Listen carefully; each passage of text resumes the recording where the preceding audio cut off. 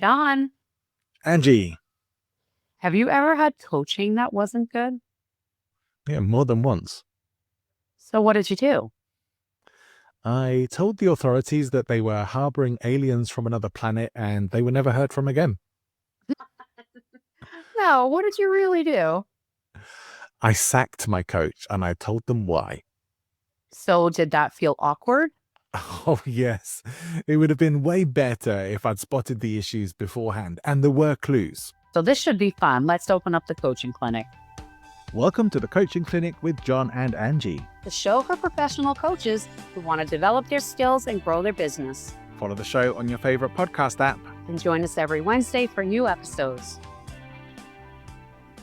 Now, I've definitely had coaches I've had to sack, Angie. How about you? Have you ever had that experience of just not getting great coaching? I had to say yes and yes. There was coaching that I had that I didn't pay for. It was provided to me by a company, and it was the worst. But I didn't necessarily know it was the worst. I just felt very frustrated by it. Mm. Yeah. Yeah, I probably have said this at some point on the show before, but some of the worst coaching I ever had was from people who are reading a script, taking you through just a process and very, very rigidly sticking to that. And they're just waiting for you to shut up so they can ask you the next part of the Oh my gosh, process. that's awful. Yeah. I hate that. You know, when you can tell that they're reading what they're saying to you as well, so it doesn't even sound natural when they're doing it. That stuff is crazy. You know, I've had coaches You feel like that you're were calling just, a customer service 1-800 number and they're like, yes, yeah, ma'am, I understand.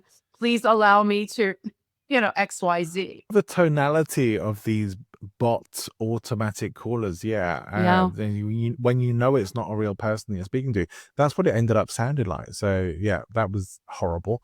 Coaching where it's just been ineffective and the coach is just, Yeah. I don't know. I don't feel like coaches should be enablers. Yeah. Sometimes you need to call stuff out with people. It really brought up this whole thing for me when we were thinking about what we're going to talk about today. I think as coaches, we tend to have those imposter syndrome moments, those insecurities of, am I a good coach? Am I a bad coach? We don't always know, and we may feel differently about it on different days. So I thought, well, maybe it's something we could get into. How would you know? What would be the clues that you're a bad coach? What do you think? Yes. So first of all, let me say this though, because I know that for everybody that listens, they might feel a little bit differently than we do, but I don't think it's always so obvious. And I do think that what I think is a great coach is probably going to be very different than even what you think is a great coach. Yeah. So I think it's a very individual thing for me. Kind of talking about what you said earlier, I really feel the need to be challenged.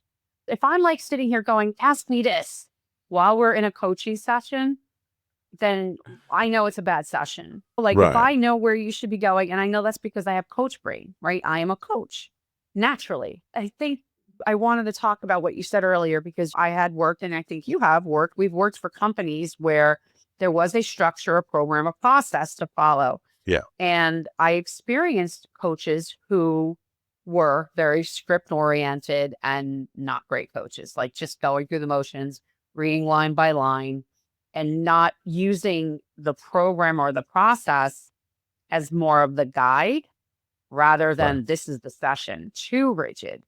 Yeah. And I think that is probably, unless you are if you're a consultant, we've talked about this on our show, there are some key differentiators between being a consultant and being a coach. Yeah. And if I want a consultant, that's who I'm going to hire. I'll hire a Right. marketing consultant. If I'm looking to be coached, it means that I can't get out of my own way. And I need the expertise of somebody that is going to help me get out of my own way. So, Yeah. So yeah. yeah, this is not necessarily complicated. I don't want it to be something that's complicated. I think really my take on this is more, there may be things that we can generate awareness of where we have room for improvement, things that are fixable, but there probably are things that for some people are not going to be fixable. and might mean maybe coaching actually isn't the right place for you to be. Sure. I don't anticipate that our listener is going to be in the latter category. I think probably most of the stuff you'll encounter that you may be judging yourself as a bad coach over is probably fixable. And especially if you're prepared to put in the work and do it, and if you're committed to being as good a coach as you can be. We all know we're probably all better coaches than we were last year or the year before, depending on how long you've been coaching. But Sure. certainly for most of us, from when we first started, you're a better coach now than you were then, and that will be true in the future as well. But as much as I've had bad coaching, I've had amazing coaches as well who've blown me away. And I just think I wish I could coach more like them, because I would love to be Yeah. more like them. Then there's certainly things that I've taken from those coaching experiences that I've brought into my own coaching as best I could, because I can't be them. I don't want to be them, but I would like to at least work at getting to their level. And I don't know that I will, but I'm going to work on it. I'm going to stay committed to that thing. So I think when I talk about a bad coach, really it is more from the perspective of how we judge ourselves. Are you judging yourself as a bad coach? And if you are, should you Mm. be? No. And listen, I think that if you are truly a committed coach and you're not somebody who's just looking to create an assembly line of clients that you can just take money from and, oh, this is great. I have 6 clients. Now I'm making this much a week. And like, if you are dedicated to the craft, I think that we do have to give ourselves that grace that we will grow and improve the same as we would expect of our clients, right? The reason they're with us is to grow and escalate and all of those things. But I think we put a little bit of an unrealistic pressure on ourselves that we have to be at some higher level all the time without the grace of, and we've talked about this, like making mistakes and learning from them, self evaluation, things like that. Yeah, I think, what does it even look like? I did have one coach he was fantastic with me. I don't know what he did with everybody else. I just knew that he was great with me, but it was because I needed the type of coaching that he provided because Right. I am super self aware. I do get bored. I'd be sitting there twirling my hair going, is this other person going to ask me the question or what? Whereas Yeah. this other person, his name was John, by the way, John made me insanely uncomfortable. And although I have to be honest, resisted it initially, he also then had the awareness of like, well, you need this. This is why we're doing what we're doing. You realize that, right? And he changed everything. So again, but that's for me. Not everybody responds well to that type of coaching. So Which it is a really great is point. kind of Yeah. developing your own, I don't know what the word is, your own way. Who are you? Who's your persona as a coach? That's really the danger of judging ourselves against other Mm. more experienced coaches that we come across who we think are good. You know, even then, they're not going to be everybody's cup of tea. Nobody can be that. Yeah. Nobody can be the coach that Mm. everyone is going to love and value and think they're amazing. And that you see this in the personal development world as well. Like people, public figures in personal development, there are some we love and some we hate, and we don't always Yeah. agree on who those people are. That's Sure. absolutely fine. But when you're comparing yourself to them, comparison being the thief of joy and all of that, and it really is. And what you're also not considering is that you might actually be the perfect coach for the clients that you're working with more than they might be. And so we Yeah. judging ourselves against them, well, I'm not as good as them, so I'm a bad coach, ever going to be that good? You're you, and you want to be the best you that you can be. And I think I would say this similarly to you. I knew a coach, I trained under him to some degree. He was a bit of a mentor figure for me, was amazing at provocative therapy. Had trained with Tad James on timeline therapy and stuff like that. Was great at doing. There was a stage hypnotist would teach, help teach me hypnosis and stage techniques and things like that. A great person to learn from, but completely unreliable with his clients. Oh, And so when he showed up, he could be an amazing coach, although, like you said, make people very uncomfortable. That's not for everybody. I responded to it, so did a lot of people who worked with him, and they loved him for that. But you didn't know for sure that he was going to show up for the sessions. Really? Listen, and wait, it's so funny you brought that up because I, speaking coaching, I had an event that I had to cancel last minute very recently, and I'm still sick to my stomach over it. I mean, it was unavoidable. We had a little bit of an emergency, medical emergency in the family. I didn't have a choice. And it made me sick to my stomach because I tell my clients before they start working with me, if I ever no show, I'm probably dead. It's like, I don't do it. I don't cancel. I don't no show. Right. And then I set a pretty high standard for them, like, don't not show. But for a coach to set the standard and be that I couldn't put up with that for 3 seconds, like bad coaching. Because I've seen it, I've heard people say there are people, we're all human first, right? I always say that we are coaches, we are human. Life still happens to us. Although I think we try to put up, that's why I'm still sick to my stomach. This unrealistic idea that we are supposed to some degree, set the standard. This is the way it is. You show up, but that in and of itself could make you a bad coach. Like, I don't want to deal Yeah. with you. I don't want to pay for you. You're unreliable. Therefore, it diminishes any professional, what's the word I'm looking for here? I'm losing all my words. I'm not back from vacation, everybody. I'm just saying. Anyhow, but it Credibility, diminishes. confidence. Yes, thank you for all those easy words. But it's the Yeah. truth. Like, all of a sudden, it's like you're not all that anymore. Just because of that. It's completely disrespectful and all the things when that happens. But at the same time, right? Life does happen too. But Yeah. it can't be habitual that But you're look, not showing up. exactly. And I think if that's the situation, I don't think it can always be that life's happening. That can't forever Sure. be your excuse for being kind of flaky as a coach. You need to show up and you Yeah. need to do the work at least most of the time, because Yeah. your clients need to be able to trust that you actually care about them and you care about working with them and helping them get the results. And if you're not reliable to the most part, people will let you off once or twice, but they won't keep going Yeah. without a very good. If they need, some people have health conditions, stuff like that, they end up having to take breaks from coaching all the time. Great, but Right. you're probably gonna let your clients know something about that so that they know what Yes. to expect, rather than just not Yes. showing up for them and letting them down. Correct. So I think that was, I'm a bad coach. I think if you don't really care about your clients and have their interests, their best interests at heart, I think that's probably what would make you a bad coach. If you just give me your Yeah. money, I don't care about your results. I just want your money. That would be in my books. Yeah, you're pretty much a bad coach. You're disrespecting your clients. You're letting people down and yourself as well. Even if you have all the best coaching skills, that doesn't mean you're going to be an amazing coach.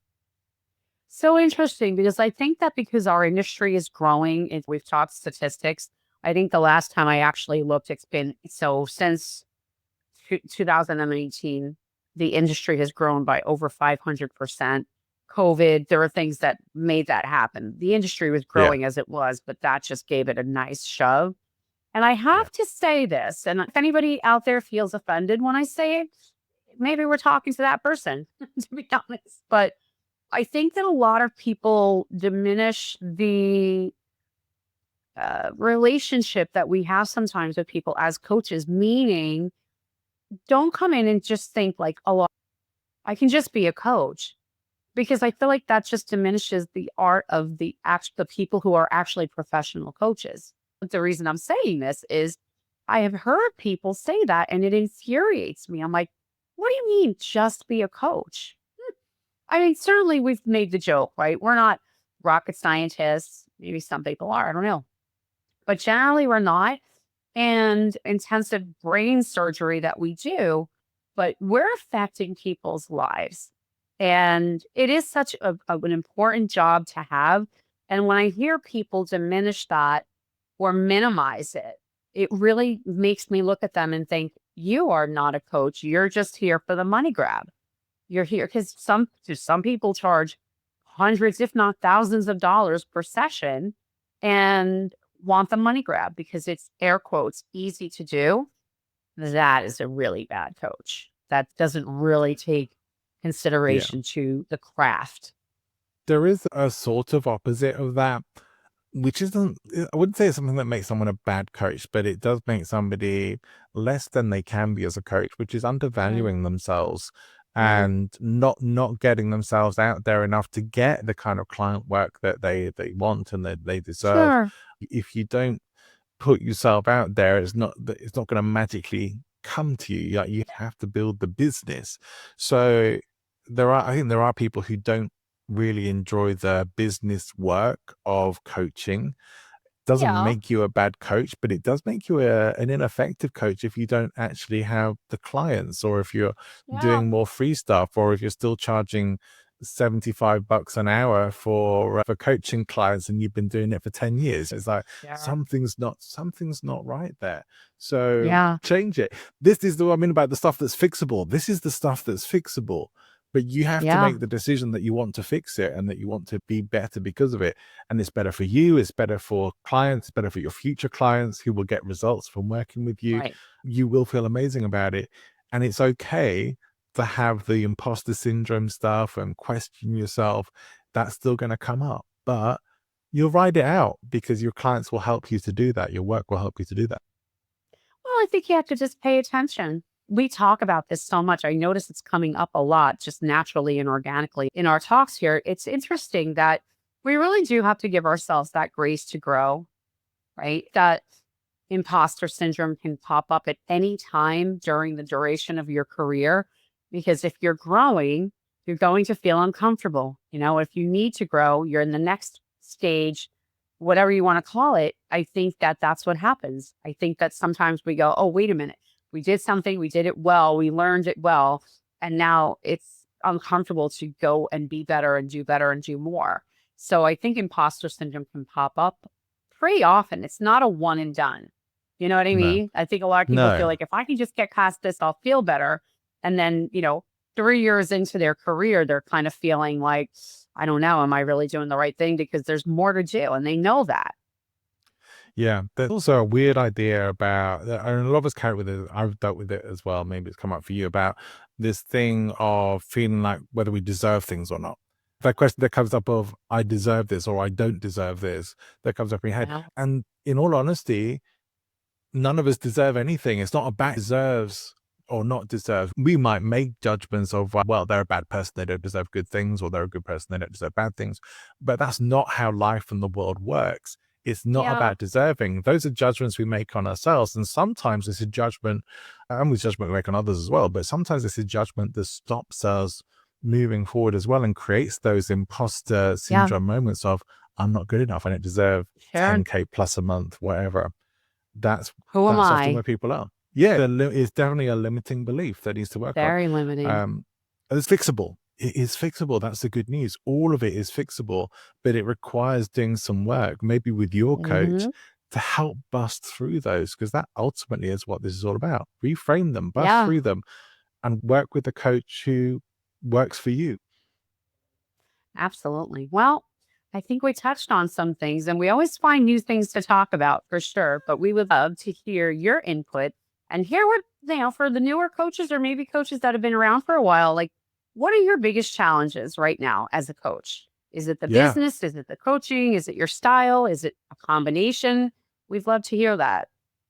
Yeah, let us know. Certainly come and check out our new YouTube channel as well. Just look up the Coaching Clinic on YouTube. You'll find us and you can check out our videos, our podcast episodes there. We'll put clips up there as well. And come and share and comment and connect with us there. We'd love to see you. Do you have a question for the coaching clinic?